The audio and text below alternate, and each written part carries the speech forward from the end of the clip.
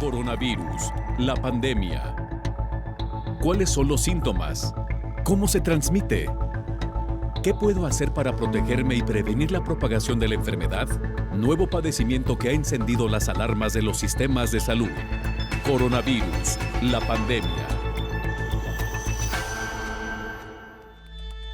¿Qué tal? ¿Cómo le va? Bienvenido a un programa más de Coronavirus, la pandemia. Les saludamos desde el foro de Canal 44, la señal de todos, desde donde se transmite este programa, que es una producción de la Universidad de Guadalajara.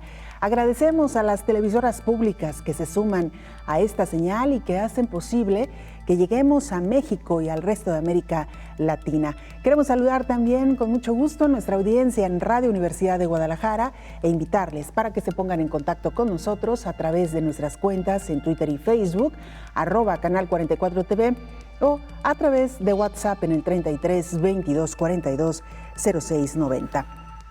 Hoy dedicaremos este programa a hablar sobre las innovaciones tecnológicas en materia de salud, la telemedicina que cada vez toma más fuerza en medio de esta pandemia de COVID-19. Hablaremos cómo esta herramienta ha adquirido un protagonismo esencial. También le hablaremos del Doc.com, la startup mexicana que lleva el consultorio a la palma de su mano. Esta entre muchas aplicaciones que han surgido a lo largo de los últimos meses. Y a pesar de estos avances tecnológicos, lamentablemente la tecnología no es accesible a todos, lo cual ha implicado sin duda alguna uno de los principales obstáculos y de los principales retos en medio de esta pandemia de COVID-19. Hoy viajaremos a Rusia y a Colombia. Nuestros compañeros corresponsales nos estarán presentando sus informes. Vamos a la pieza introductoria, nos la presenta nuestra compañera Isaura López Villalobos y es precisamente sobre las innovaciones tecnológicas en tiempos de COVID-19. El nuevo coronavirus mantiene la propagación del virus SARS-CoV-2 a gran velocidad, tocando las profundidades de las grandes urbes e invadiendo con su poderío en zonas donde los recursos presupuestales en salud no llegan. La mancha roja se ha extendido desde los barrios hasta las grandes mansiones, aunque su invasión es más aguerrida en las personas con condiciones paupérrimas, también los otros extractos sociales se ven afectados. Más de 28 millones de personas han enfermado y a un paso de llegar al millón de muertes, urge que las nuevas tecnologías de la información lleguen a las casitas de forma de caja. Así como las medidas preventivas aplicadas en cada país fueron homologadas, también debería ser la tecnología médica para iluminar una habitación y no dejar una decoración fría. Esta pandemia evidenció las desigualdades, inequidades, rezago y grandes desafíos que enfrentan las naciones en el sistema de salud. Y en cuestión tecnológica, el atraso es mayúsculo pese a que ha sido aplicada desde años atrás en la medicina. La tecnología no solo es para curar o aplicar en procesos quirúrgicos, también para prevenir enfermedades, realizar investigación médica, palpar el pulso de las comunidades y de las personas. A 134 años del primer electrocardiograma humano mediante un electrómetro capilar aplicado a la boca y al pie del sujeto para analizar la función cardíaca de Augustus Desiderius Waller, y a 93 años del respirador de Drinker, llamado pulmón de acero de Philip Drinker, una gran máquina que permitía a una persona respirar cuando perdía el control de los músculos, una forma de ventilación mecánica que hoy esta tecnología tan necesaria para la COVID-19 se ha modificado. En esta pandemia ha surgido Big Data, inteligencia artificial, robots médicos y drones. Estos últimos podrían distinguir a una persona sana de un enfermo. Integra sensores para controlar la temperatura, ritmo cardíaco y frecuencia respiratoria, así como para identificar a quien tose o estornuda. Mientras que los robots preventivos miden la temperatura, identifica signos de alarma, habla con pacientes, hace limpieza en hospitales, así como la telemedicina tecnológica que podría aplicarse en cada sector. La Organización Panamericana de la Salud señala que la pandemia COVID-19 destacó la importancia y la utilidad de la telemedicina, para poner en contacto a pacientes y profesionales de la salud de una forma segura y efectiva de evaluar los casos sospechosos de COVID-19 y de guiar el diagnóstico y el tratamiento del paciente, minimizando el riesgo de transmisión de la enfermedad. Asimismo, indica que la legislación sobre telemedicina varía en los diferentes países, pero cualquier institución de salud interesada en implementar servicios de telemedicina deberá evaluar su nivel de madurez antes de hacerlo. Este tipo de innovaciones son esenciales ante la COVID-19. Sin embargo, las órbitas paupérrimas quedan en el olvido con las tecnologías de la información en la llamada medicina preventiva y de atención médica, informó Isaura López Villalobos. Mucho por analizar y puntualizar hoy en nuestro tema del día. Antes, permítanos ir a la sede de la Organización Mundial de la Salud en Ginebra, Suiza. Nuestro compañero Antonio Broto, a quien nos da mucho gusto saludar de nueva cuenta, ahora en vivo. Antonio, qué gusto escucharte. Adelante con la información. Hola, ¿qué tal? Buenos días, Belén. Buenos días a todo el auditorio de Canal 44. La jornada de hoy, cuando se cumplen 6 meses desde que la Organización Mundial de la Salud declaró que la COVID-19 se había convertido en una pandemia, el organismo con sede en Ginebra reporta casi 28 millones de contagios y 905.000 muertes. El dato positivo lo dan los pacientes recuperados, que en la última jornada superaron la barrera de los 20 millones y ya representan casi 3/4 partes del total. América suma 14,4 millones de casos y se mantiene como la región más afectada, seguida del sur de Asia, que ha rebasado los 5,1 millones de contagios, y de Europa con 4,6 millones. Las gráficas de casos diarios solo muestran un claro descenso en el continente africano, donde se ha pasado de los 15.000 contagios por jornada en julio a 3 veces menos en la actualidad. Por el contrario, Europa muestra más claramente que cualquier otra región una segunda oleada de la pandemia, aunque con mucha menos letalidad que la sufrida en los meses de marzo y abril. Europa registra actualmente unos 40.000 nuevos casos de COVID-19 cada jornada, unas cifras que se asemejan a las de principios de abril, cuando la mayor parte del continente estaba confinado, pero sin embargo la cifra de muertes, unas 500 a diario en el viejo continente, es unas 10 veces menor que en la primera oleada. A este respecto, la directora técnica de la OMS para la COVID-19, María Van Kerkhove, analizó que el alto número de casos, con una baja tasa de mortalidad en Europa, prueba que la comunidad internacional conoce mejor el virus y cómo enfrentarlo. Actualmente se sabe cómo encontrar los casos antes, cómo tratarlos, cuándo darles oxígeno, hospitalizarlos o administrarles dexametasona, subrayó la responsable de la Organización Mundial de la Salud. Estados Unidos lidera la lista de países más afectados, con 6,2 millones de casos, aunque asciende rápidamente la India, ahora en segundo lugar con 4,5 millones de contagios y aproximándose a los 100.000 nuevos positivos diarios, una cifra récord. Reportó desde Ginebra Antonio Broto para el programa Coronavirus, la pandemia. Antonio, muchas gracias por esta información, acercándonos ya peligrosamente a alcanzar el 1.000.000 de personas muertas por esta pandemia, Antonio. Y yo quisiera preguntarte cómo ha sido a lo largo de estos meses el regreso a la llamada nueva normalidad en la sede de la Organización Mundial de la Salud. Se ve más movimiento, continúan el trabajo a distancia. ¿Qué pasa también en Ginebra con la población? Sí, bueno, sabemos que ha sido uno de los países, Suiza, en donde se ha podido controlar de manera eficiente, digamos, esta pandemia. ¿Cómo es ahora la nueva normalidad ahí? Si cada vez se involucran más las personas en sus actividades cotidianas, Antonio. Bueno, en Suiza la situación es similar a la de otros países europeos vecinos. Los casos diarios siguen aumentando, ahora son unos 500 por jornada. Sin embargo, los fallecimientos son muchísimo menores que en el peor momento en la primavera. Hay muchos días que no se registra ningún fallecido aquí. Siguen las dudas sobre la vuelta a las clases. Ya las escuelas han comenzado en Suiza, pero hay pues mucho miedo. Algunas escuelas han tenido que que cerrar por algún caso positivo, aunque de momento los casos son muy pocos.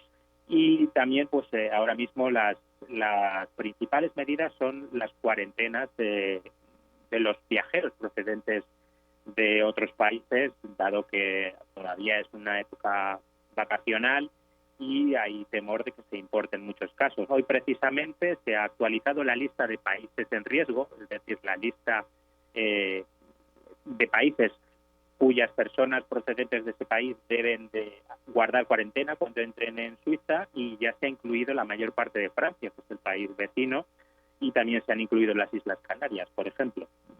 Así es, Antonio. Bueno, pues seguimos pendientes de lo que ocurre a nivel internacional con estos reportes diarios de la Organización Mundial de la Salud y, por supuesto, lo que sucede ahí en Ginebra, Suiza, desde donde nos reportas. Muchas gracias, Antonio. Gracias, Belén. Un saludo. Hasta pronto. Es Antonio Broto, corresponsal de la agencia EFE en Ginebra, Suiza, y también colaborador de este espacio. Y mire, el tema central que hoy nos ocupa se llama telemedicina. Tiene que ver con la tecnología que se ha vuelto indispensable, necesaria en tiempos de COVID.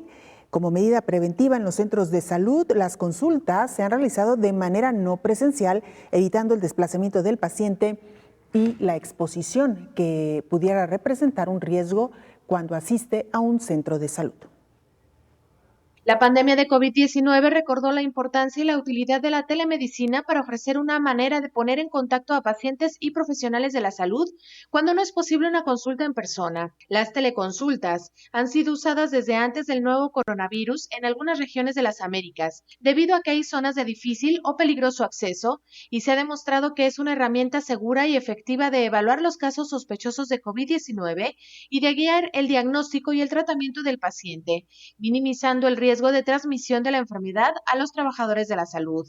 La telemedicina también permite que muchos de los servicios clínicos clave continúen operando regularmente y sin interrupción en el transcurso de una emergencia de salud pública. La legislación sobre telemedicina varía en los diferentes países, pero cualquier institución de salud interesada en implementar servicios de telemedicina deberá evaluar su nivel de madurez antes de hacerlo. La Organización Panamericana de la Salud y el Banco Interamericano de Desarrollo crearon un documento que mide el nivel de madurez de las instituciones de salud para implementar servicios de telemedicina y ayudar con esa tarea.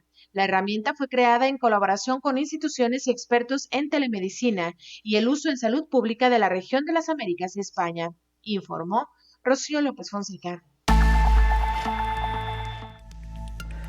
@Canal 44 TV, nuestra cuenta en Twitter y Facebook. Nos pueden mandar mensajes también al 33 22 42 06 90. Regresando de la pausa, entramos de lleno con el tema. Ya nos acompaña en esta mesa el infectólogo Héctor Raúl Pérez Gómez. Con él regresamos.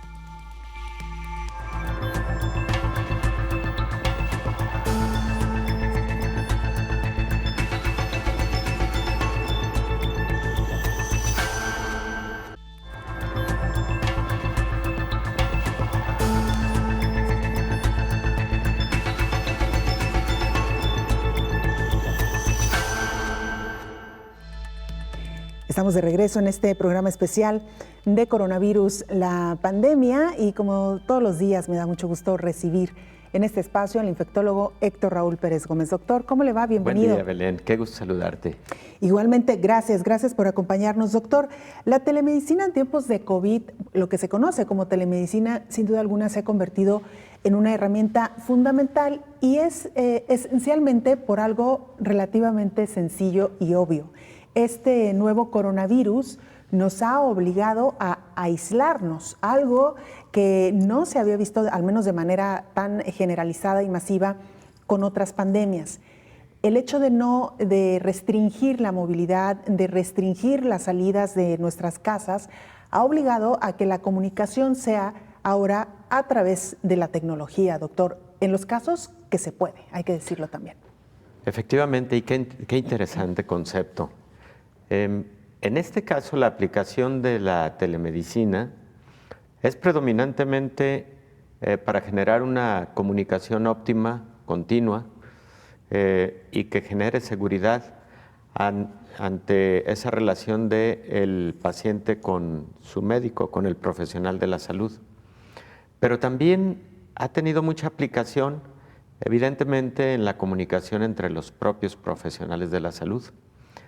En el caso del contacto y la comunicación entre el paciente y su familia con los profesionales de la salud, tú lo dices muy bien, ha sido predominantemente por la necesidad de aislamiento que estos pacientes han tenido en casa, particularmente los pacientes que tienen las formas leves o moderadas de la enfermedad. En estos pacientes queda muy claro, o debe quedar muy claro, que existen signos de alarma o de alerta para los cuales deben estar muy atentos familia y paciente, y para lo cual habrá necesidad de entrar inmediatamente en comunicación con el profesional de la salud que está dando el seguimiento. Hemos hablado aquí de esos signos de alarma o de alerta en muchos momentos. El paciente cuya oximetría disminuye a menos de 92, el paciente que empieza a notar dificultad para respirar, quien tiene temperaturas muy altas, por arriba de 39 grados centígrados o por debajo, o temperaturas muy bajas por debajo de 35.5 grados centígrados, también son signos de alerta. El paciente que tiene manifestaciones neurológicas debe inmediatamente estar en contacto con el profesional de la salud. Entonces, esto evidentemente se puede lograr a través de métodos de telemedicina. Por ejemplo, tan sencillo como el envío de información vital, como los signos vitales a través de sistemas digitales, a través de una comunicación ahora a través de videollamadas que puede ayudar incluso a mostrar alguna imagen del oxímetro. O sea, cosas tan sencillas como esas ya van siendo consideradas parte de la telemedicina. No se diga situaciones un poco más complejas en donde el profesional de la salud, por ejemplo, comenta el caso clínico con otro colega correspondiente a una especialidad que el paciente está requiriendo, y entonces esa comunicación y el intercambio de la información clínica o de imagen o de estudios laboratoriales, etcétera, puede ayudar a generar una buena discusión clínica en beneficio del caso del paciente en cuestión. Entonces, creo que esto ha venido a fortalecer mucho el concepto de la importancia de la telemedicina. Si ahora esto lo transportamos o lo trasladamos a lo que sería un monitoreo continuo para pacientes con enfermedades crónico-degenerativas, como diabetes, hipertensión, etcétera, o pacientes cardiológicos que requieren de tener una constante comunicación con sus médicos para propósitos de su control, bueno, pues precisamente a través de la telemedicina se puede lograr esto y tener entonces mejor controlada la enfermedad crónica de un paciente dado. Y es que, doctor, habría que decir que la telemedicina, el mismo término quizá nos refiere a estas conversaciones que se pueden dar entre el paciente y el médico a través de las herramientas que hoy tenemos al alcance, como una computadora, como un iPad o como un teléfono celular. Sin embargo, como usted bien lo mencionaba, doctor, abarca un campo mucho más amplio y tiene que ver también con el desarrollo de la tecnología para ya la realización de otros procesos. Veíamos, por ejemplo, en una de las piezas en la que nos presentaba nuestra compañera Isaura López, cómo incluso las pruebas de nasofaríngeas que hemos venido comentando, las llamadas PCR, pues ya las realizan incluso robots, doctor, y en esto pues reducimos el riesgo también del contacto que puede haber entre humanos al momento de tomar una prueba. Claro, Belén, ese aspecto también hay que tenerlo en consideración. Existen metodologías ahora que reducen mucho el riesgo de transmisión de enfermedades infecciosas. Este es un excelente ejemplo y también debe ser uno de los objetivos fundamentales en esta pandemia de COVID-19, reducir riesgos para todos, incluido el propio personal de la salud. Si un paciente que se encuentra estable en casa está siendo adecuadamente monitoreado y a través de la telemedicina el profesional de la salud está siendo continuamente informado al respecto, bueno, no hay necesidad, por ejemplo, de estar haciendo una revisión diaria del paciente, y esto pues genera, primero, tranquilidad al paciente, segundo, comodidad, tercero, reducción de riesgos de transmisión, porque el paciente tendría que salir a una consulta médica y eso puede representar contacto con más personas en la comunidad y con el propio personal de la salud. Entonces, creo que, y además, eficiencia en el uso de los recursos, las tecnologías de la información, entre los grandes beneficios que han venido a traer a la humanidad a partir del surgimiento del Internet hace, por cierto, más de 50 años. Y digo hace más de 50 años porque el Internet surge como una herramienta para la milicia, particularmente norteamericana, y después ya se convierte en una herramienta generalizada para el mundo, ¿no? Pero a partir de ahí, uno de los grandes beneficios pues, es también eficientar recursos y ser mucho más expeditos en la comunicación. Doctor, cuando planteábamos este tema de la oportunidad de desarrollarlo y de presentarlo a nuestra audiencia, pensaba qué hubiera sido de esta pandemia sin la existencia del Internet, por ejemplo. Sí. Y lo digo porque estamos hablando de un virus altamente contagioso. Me pregunto si las autoridades hubieran tomado la misma decisión de aislarnos, al menos durante las primeras semanas y durante los primeros meses, de una manera tan radical. Si no existiera el Internet, no se hubiera podido hacer el trabajo a distancia y quizá el impacto en la economía hubiera sido mucho más catastrófico que de lo que ya estamos viendo de por sí. El hecho de que tengamos esta herramienta del Internet en la actualidad ha permitido hacer el trabajo en casa, ha permitido tener las consultas, el contacto entre médico-paciente y hemos podido además, doctor, a través de diferentes herramientas, tener un monitoreo constante de la salud sin necesidad de estar en un hospital. Efectivamente, Belén. Simplemente creo que se habría perdido un año escolar. Claro, algo un año escolar que completo, no claro. O varios ciclos escolares, al no tener mecanismos de plataformas digitales para poder estar teniendo actividades de esta naturaleza. Y por otro lado, Belén, fíjate que con el Internet en el campo de la medicina se ha avanzado a pasos agigantados. Lo que antes del Internet se hacía en ciencia y tecnología en 50 años, por ejemplo, con el uso del Internet se ha reducido, la estimación es a solo 5 años. Es decir, ha reducido en 10 veces el tiempo para el desarrollo de ciertos aspectos en biotecnología. Cito un ejemplo, tan solo en la divulgación de la ciencia.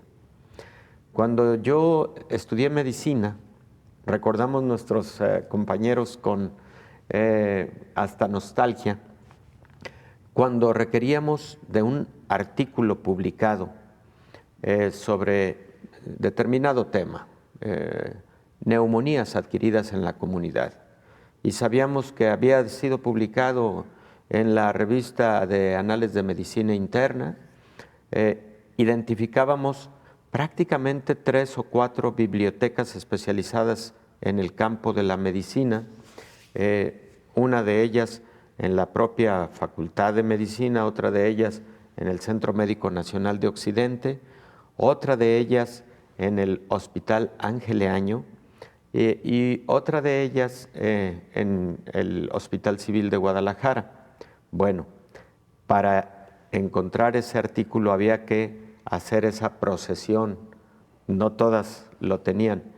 Ahora tú en 30 segundos tienes acceso a ese artículo, pero además a ese artículo publicado hace 20 años, si tú así lo quieres, como de igual al artículo publicado el día de ayer, ese que nos habla de las novedades del último minuto, de ese estudio de investigación que nos va a impactar en la terapéutica, a ese nuevo fármaco que acaba de ser estudiado y aprobado para su uso en la clínica. Eso pues ha sido gracias al Internet, a las tecnologías de la información.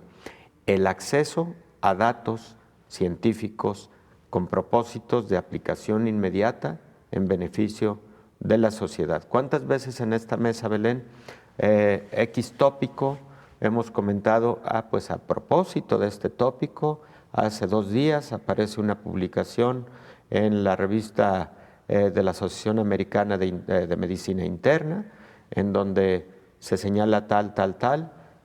Es que es una maravilla porque entonces los pacientes que están esperando algo novedoso pueden beneficiarse de esa publicación tan reciente que nos puede ayudar a su mejor atención. Y si hablamos del ámbito de la creación de vacunas y de fármacos, doctor, claro, ahí también es otro gran tema, cómo la tecnología nos ha permitido hoy por hoy estar hablando de la posibilidad de tener una vacuna ni siquiera en un año, quizá en meses. Así es. Vamos a regresar, doctor, con el tema, si no lo permite. Usted no se vaya, le recordamos las formas de hacer contacto, @Canal 44 TV en Twitter y Facebook o a través de WhatsApp en el 33 22 42 06 90. Regresamos.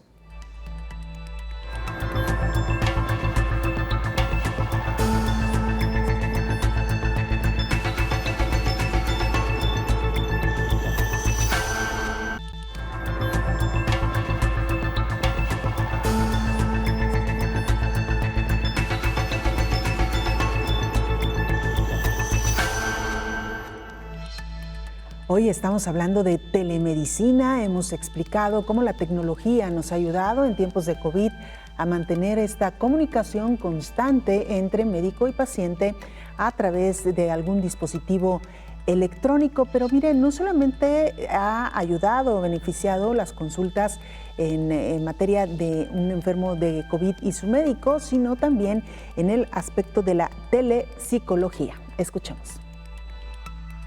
En 3 pasos y en menos de 5 minutos es posible acceder a un médico o un psicólogo a través de la aplicación doc.com para conectar por videochat a un especialista. Charles Nader, fundador y director general de la compañía, explicó que se trata de una solución de telemedicina y telepsicología que requiere un registro con el nombre, email y la fecha de nacimiento. No hay que llenar formularios y es un proceso sencillo. El sistema tiene 2 botones, uno para hablar con el médico y otro con un psicólogo. El número de médicos en un país como México es insuficiente, por lo que es común que haya una larga espera para atenderse. Nader explicó que lo que más necesita el mundo es mayor atención primaria, más prevención, el principal objetivo de la Organización Mundial de la Salud. Luego de acceder a la aplicación y recibir asesoría, el sistema puede generar la receta. El usuario ingresa sus datos y compra el medicamento. Posteriormente, las medicinas le llegarán a su domicilio. Al final, el usuario califica el servicio y listo. Nader reconoce que sí hay limitantes en la telemedicina porque no se puede hacer todo, pero para cumplir con el objetivo de ofrecer un servicio de salud básica,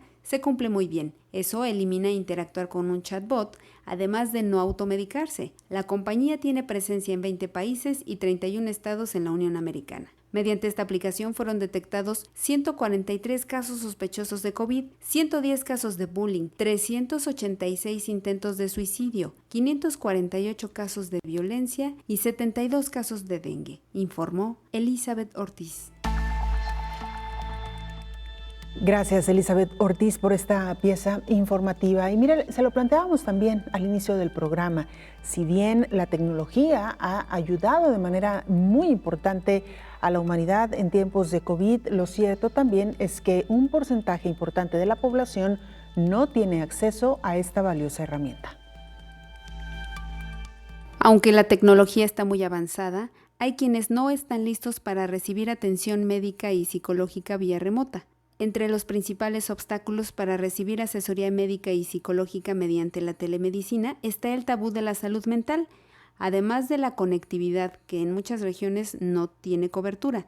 Otra puede ser la regulación en la materia y hasta la falta de una cultura de la prevención.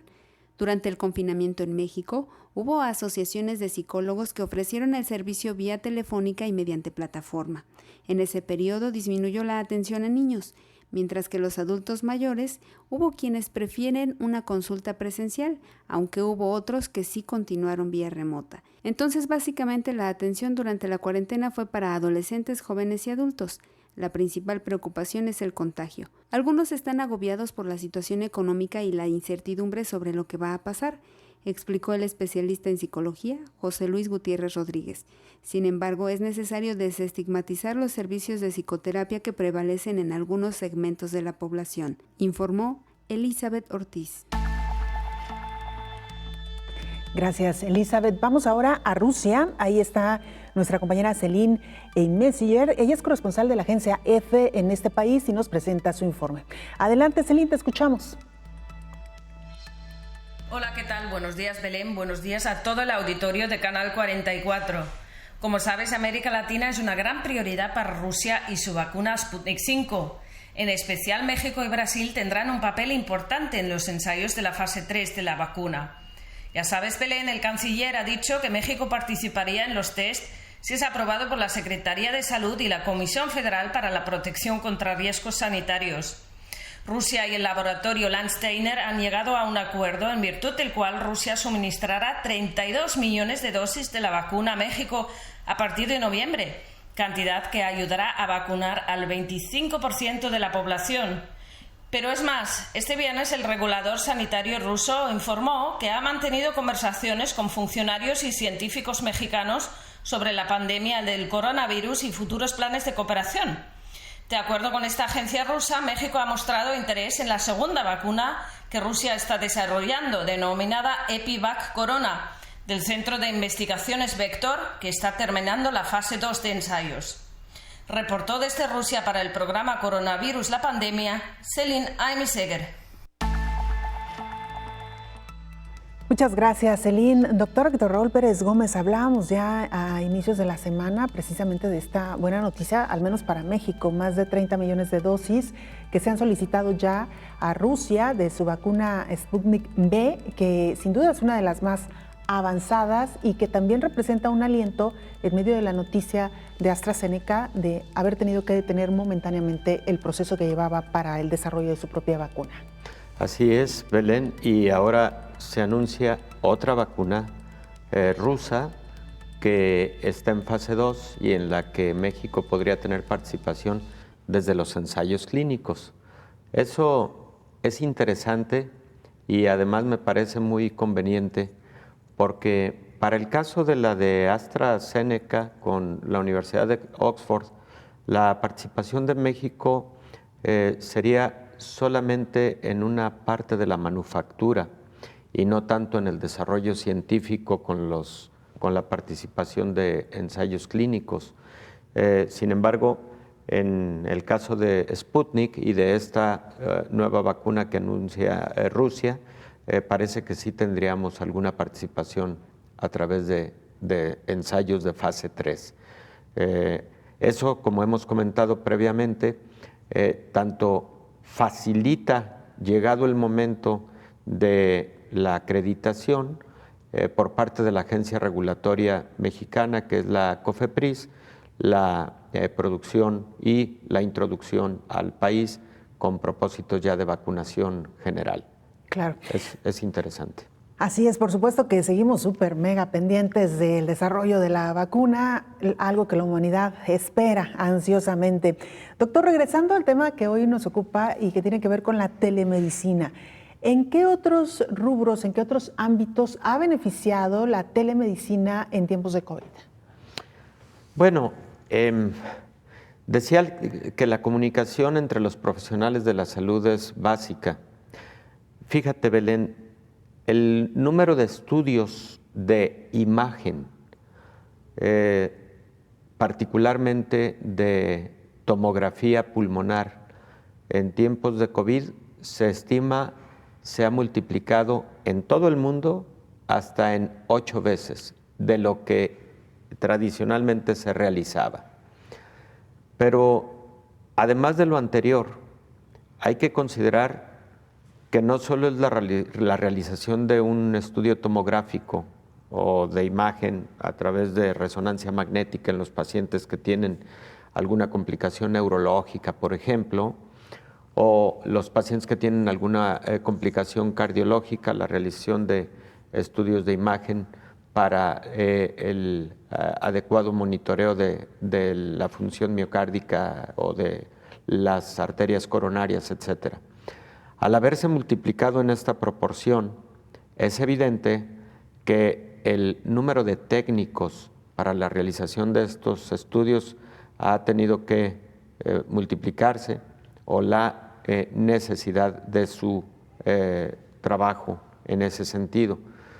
Pero luego viene la parte relacionada con la interpretación de una cantidad impresionante de estudios de imagen. Bueno, ahora los profesionales de la radiología e imagen pueden recibir estas imágenes por vía remota, independientemente de donde se hayan realizados, revisar la misma, interpretarla y de esa manera tener la comunicación con los médicos tratantes que podrían estar a kilómetros de distancia. Entonces, esto de igual forma ha venido a dar grandes beneficios a los estudios para el diagnóstico por imagen y que se han multiplicado hasta en 8 veces, es la estimación a nivel mundial. Un Internet de calidad es fundamental. Si no hay un Internet de calidad y no hay rutas de contacto de Internet o de conectividad grado médico, entonces mucho de esto puede quedar limitado. Precisamente de ahí la importancia para todo el mundo de que el Internet esté al acceso de todos, pero además sea un Internet de la más alta calidad, porque como bien dices tú, ha llegado para quedarse. ¿Cuántas patologías vamos a seguir monitoreando por esta vía? Pues la mayor parte de patologías crónico-degenerativas. Nada más me gustaría aquí hacer un breve paréntesis, Belén, por una de las notas de Elizabeth Ortiz, en el sentido de la limitación que podría tener la tecnología de la información y la comunicación en el monitoreo y atención de enfermedades crónicas. Es que debe haber un equilibrio, porque la comunicación médico-paciente y particularmente la buena relación, la calidez médico-paciente en esa interacción es fundamental. Históricamente, una buena parte de la terapéutica se sustenta en la confianza del paciente con el médico y de esa interacción cálida que a veces no la dan las tecnologías de la información. Lo escuchamos también con respecto a la atención psicológica en tiempos de COVID, como por supuesto las plataformas vinieron a ayudar mucho y todo lo que se evitó de trastornos importantes a la esfera psicológica y a eventos mucho más extremos y peligrosos como podría ser una tentativa de suicidio, ¿no? Pero estoy seguro que si hiciéramos una encuesta entre todas las personas que fueron usuarias o han sido usuarias de algún servicio de atención psicológica de forma remota, la mayor parte hubieran preferido la manera presencial de ese contacto con su profesional de la psicología, y el propio personal de la salud también estoy seguro que habría preferido tener esas sesiones de manera presencial. Es básico. Claro, doctor, porque estamos hablando además de la parte clínica, de cómo ustedes como profesionales de la salud, y como bien dice el dicho, no por nada, es el ojo clínico, ¿no? Lo que muchas veces llega a identificar qué es lo que tiene un paciente. Desde el punto de vista emocional, por supuesto, pero desde el punto de vista físico, el ojo clínico de los médicos para identificar con la simple observación algunos signos que refieran a alguna enfermedad, o el poder tocar también al paciente, doctor, detectar aquellas áreas donde hay dolor, incluso donde hay protuberancias, en el caso de los mismos tumores que una persona puede desarrollar en el organismo. En fin, podemos hablar de una cantidad inmensa de ejemplos, doctor. Definitivamente, Belén. Y la clínica no es fácilmente sustituida por las tecnologías de la información. Deben ser herramientas adyuvantes, porque la clínica en buena medida es exactamente lo que tú estás describiendo de forma muy sencilla. Es la aplicación de todos los sentidos, de nuestros sentidos como profesionales de la salud, para lograr un diagnóstico oportuno, pero también para hacer lo que conocemos nosotros como un diagnóstico diferencial. ¿Qué patologías, de acuerdo a lo que el paciente me ha manifestado en su evolución del padecimiento, podrían ser las responsables de esta patología? Y entonces ahora, en el siguiente paso, ¿qué voy a hacer para confirmar o descartar tales patologías? Y ahí, como bien lo señalas, el escuchar con el estetoscopio, el ver al paciente incluso en sus expresiones corporales, el olfato también sirve para el diagnóstico clínico, por supuesto, tocar, palpar, percusionar el abdomen, todo eso es clave para hacer un diagnóstico clínico, por lo menos un diagnóstico diferencial, y poder luego ir a exámenes de laboratorio o a estudios de imagen que te permitan confirmar o descartar la patología. Entonces, debemos considerar las tecnologías de la información como adyuvantes fundamentales, sí, pero sin sustituir completamente la clínica. Ojalá que así sea, doctor. Una vez que exista una vacuna, una vez que conforme pase el tiempo se controle, como ha ocurrido en otros casos, a este virus, que nos volvamos a reencontrar, médicos y pacientes, doctor. Claro, reencontrarnos Belén. en los consultorios y restablecer esa relación. Lo hemos hablado usted y yo en diferentes ocasiones, doctor, la importancia de la confianza que hay entre el médico y el paciente, y también el hecho de que los médicos sirven de acompañamiento, de entender y de comprender al paciente en el tránsito de una enfermedad, pues que suelen ser primero preocupantes, angustiantes, y que sin duda alguna uno se siente mucho más acompañado con un médico. Definitivamente, Belén. Y también los propios profesionales extrañamos esos momentos. Por supuesto, estamos activos viendo a nuestros pacientes de las diferentes patologías que atendemos, pero claro que muchos de los pacientes, sobre todo tercera edad, pacientes con diabetes, hipertensión, son pacientes que han decidido o que idealmente deben mantenerse en confinamiento para propósitos de prevenir COVID-19. Y entonces, bueno, por supuesto que extrañamos los momentos de esa relación médico-paciente a la que estamos acostumbrados casi desde que juramentamos nuestra vocación médica. Así es, doctor, y como dice la frase muy conocida, esto también pasará, así que Claro. Esperemos que sea pronto. Vamos a hacer una pausa, regresamos, todavía hay mucho más de este tema central.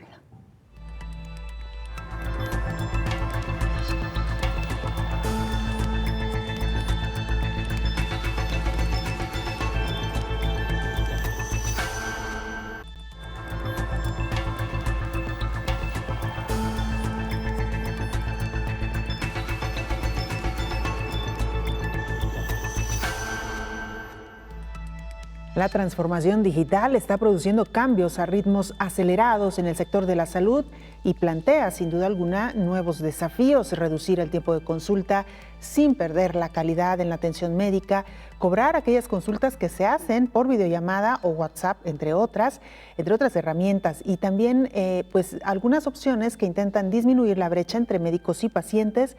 Estos son en las instituciones de salud particularmente. Vamos a la siguiente pieza informativa. Las teleconsultas se han convertido en una herramienta esencial para usar durante la pandemia en la COVID-19. En situaciones donde se declara una pandemia, los sentimientos de ansiedad e incertidumbre pueden abrumar a las personas y los sistemas de salud pueden tener dificultades para hacer frente a una demanda exponencial y fuera de control. Sin una planificación adecuada y medidas de mitigación, los servicios de salud pueden estar expuestos al riesgo de colapso causado por una sobrecarga de consultas que podrían ser atendidas por medios virtuales. Estas teleconsultas permiten que muchos de los servicios clínicos clave continúen operando regularmente y sin interrupciones, tanto en la preparación como en el curso de una emergencia de salud pública. En el mundo, se han desarrollado varios programas del proyecto ECO COVID-19 para proporcionar contenido didáctico basado en video, junto con presentaciones de casos en apoyo a los profesionales del cuidado de la salud de la comunidad. La telepresencia permite al paciente sentir como si estuvieran en el mismo lugar sin estar físicamente con el personal médico. Los pacientes y el personal médico interactúan virtualmente a través de la tecnología, como sucede con la recién presentada Luchi Robotina, robot humanoide que el Instituto de Seguridad y Servicios Sociales de los Trabajadores del Estado puso a trabajar en sus hospitales, informó Rocío López Fonseca. Muchas gracias, Rocío. Vamos ahora a Colombia. Nuestra compañera María Paula Garzón, periodista del canal TRO Colombia, nos informa. Adelante, te escuchamos, María Paula. Gracias, un saludo muy especial desde Colombia. Iniciamos con cifras. En este momento ya superamos los 700.000 casos positivos de COVID-19 con más de 22.000 muertes. Sin embargo, pues ya hay más de 570.000 personas que se han logrado recuperar de este virus, lo que significa que hay más de 101.000 casos positivos activos en Colombia en este momento. En el último mes se habría estado presentando pues un pico bastante alto, con un número aproximado entre 8.000 y 10.000 casos diarios. Pues esta semana el pico ya habría empezado a bajar según las autoridades, porque se han presentado entre 5.000 y 7.000 casos diarios. Esto es una noticia positiva. Sin embargo, el Ministerio de Salud alertó que ese sería el panorama, la realidad de Colombia hace 2 semanas, cuando aún estábamos en un aislamiento obligatorio. Pero ahora habría que esperar una semana más para conocer cuál es la realidad después de que se activó una fase de un aislamiento selectivo que fue a partir del 1 de septiembre, donde ya no hay restricción para que las personas permanezcan en sus casas y puedan salir a las calles. Bien, pues en este momento ya también se han permitido y se ha iniciado una reactivación económica completa en los diferentes sectores del país. Uno de los más esperados era el tema del transporte, y aunque ya el transporte terrestre intermunicipal se ha activado en todo el territorio colombiano, pues la comunidad aún continúa esperando que se sigan activando vuelos nacionales. Ya hay para las principales ciudades, pero todavía faltan algunos protocolos para que el Ministerio de Salud apruebe esto. También pues los vuelos internacionales todavía están restringidos aquí en Colombia. El Ministerio de Salud está todavía revisando los lineamientos y al parecer pedirían una prueba negativa de COVID para cada persona que desee ingresar al país.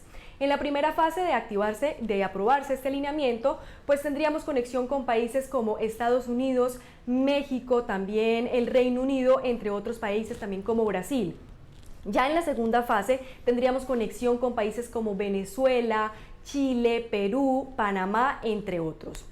Aparte de esta situación de pandemia que se está viviendo pues en todo el mundo, en Colombia tenemos otra situación bastante particular y es en materia de orden público. En los últimos días se han registrado diferentes manifestaciones que han terminado en disturbios entre las autoridades y la comunidad.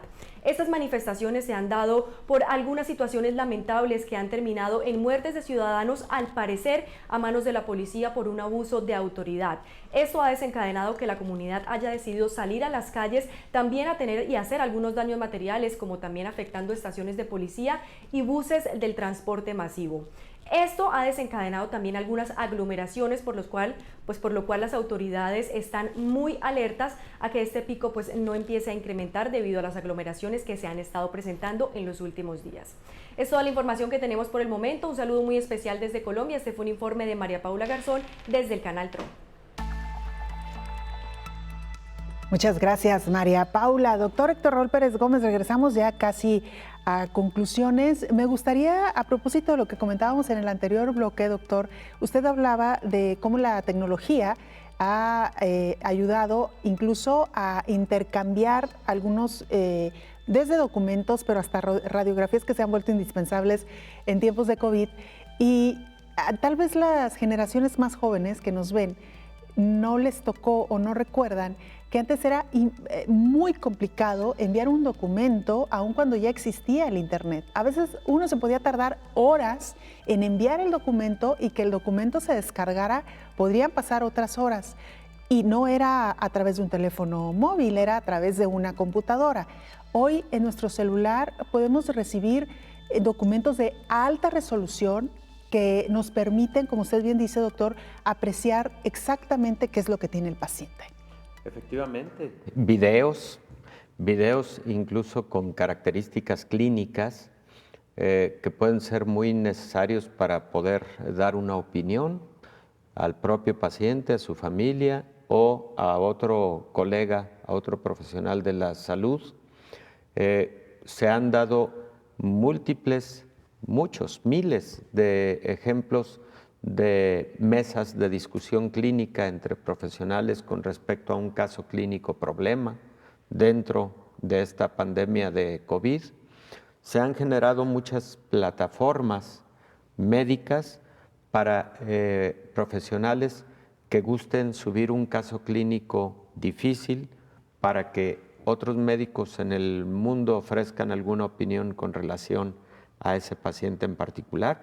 Fíjate qué interesante, porque creo que los médicos debemos siempre estar con la mente abierta a la posibilidad de otra opinión que pueda robustecer tus decisiones clínicas. Eso es lo que se lleva a cabo en las sesiones de cada día en los hospitales de manera presencial, cuando no existía la pandemia, ¿no?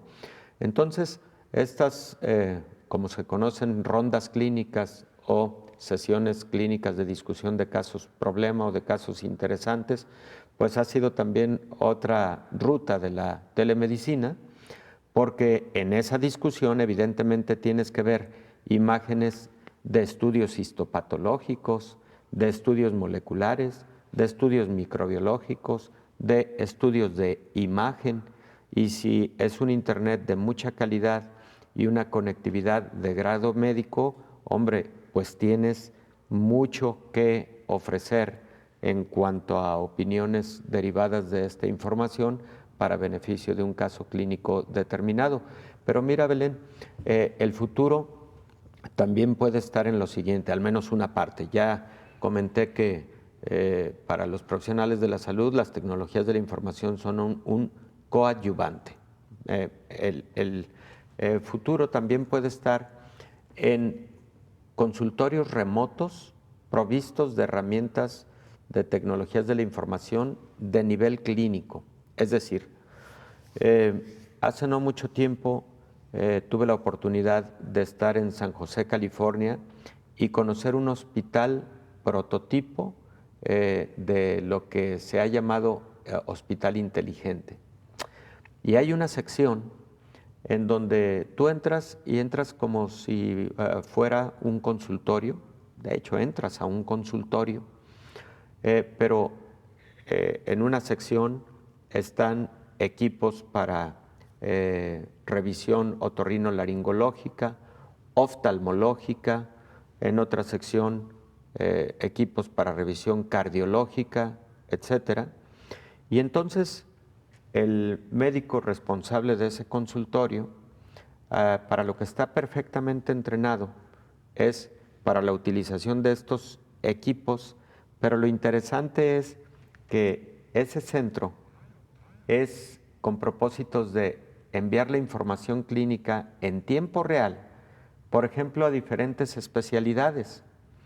Y en los lugares remotos en donde posiblemente no tengas a 10 médicos especialistas como endocrinólogos, cardiólogos, neumólogos, dermatólogos, etcétera, lo que sí puedes tener es un consultorio de esta naturaleza que, operado por el médico de la región, pueda permitir esa interacción con las diferentes especialidades para un caso, problema en específico, para un caso importante en específico, y es como si ese paciente tuviera una interconsulta de parte de múltiples especialidades. Ese es un fenómeno muy interesante que puede ocurrir en el futuro y que puede ayudar a aquellos lugares y regiones en donde el difícil acceso puede ser una limitante para la presencia de médicos especialistas en la proporción que quisiéramos de acuerdo a la población afectada, ¿no? Qué interesante, doctor. Sobre todo menciona estas comunidades alejadas donde no es posible tener acceso a los hospitales o a unidades médicas especializadas. Sin duda alguna va a ser y será y está siendo ya una herramienta valiosísima. Doctor, nos quedaron muchos temas en el tintero, seguramente los estaremos abordando en siguientes programas, pero muchas gracias como siempre por acompañarnos. Un gusto siempre, Belén. Gracias. Muchísimas gracias. A usted, doctor, es el infectólogo Raúl Pérez Gómez. Nosotros nos despedimos. Gracias por habernos acompañado. Le recordamos que el fin de semana también tenemos programa especial de coronavirus, la pandemia, un recuento de lo que ha acontecido a lo largo de los últimos días. Gracias, hasta pronto. Coronavirus, la pandemia.